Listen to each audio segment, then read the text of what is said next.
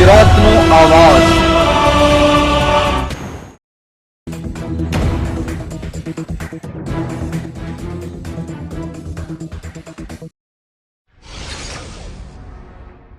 ગુજરાત વિધાનસભાની જાહેર સાહસોને સમિતિ સુરત મેટ્રો પ્રોજેક્ટની વિવિધ સાઇટોની મુલાકાત લીધી। ખજોદમાં નિર્માણાધીન ડ્રીમ સિટી મેટ્રો સ્ટેશન ચોક બજાર લંબે હનુમાન રોડના મેટ્રો ટનલની કામગીરી નિહાળી। મળેલી માહિતી પ્રમાણે ગુજરાત વિધાનસભાની જાહેર સાહસોની સમિતિએ સુરતના મેટ્રો ટ્રેન પ્રોજેક્ટની વિવિધ સાઇટો તેમજ ઇન્ટિગ્રેટેડ કંટ્રોલ એન્ડ કમાન્ડ સેન્ટરની મુલાકાત લીધી। સમિતિએ ખજોદમાં નિર્માણાધીન ડ્રીમ સિટી મેટ્રો સ્ટેશન ચોક બજાર લંબે હનુમાન રોડના મેટ્રો ટનલની કામગીરી નિહાળી હતી।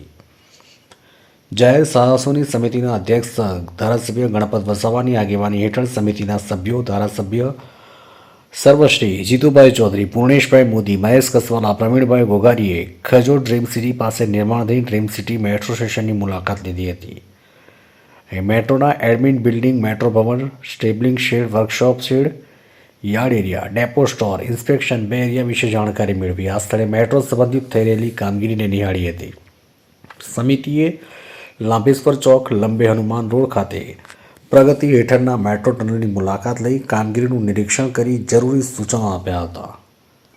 સુરતથી શહેબાજ પઠાણનો રિપોર્ટ।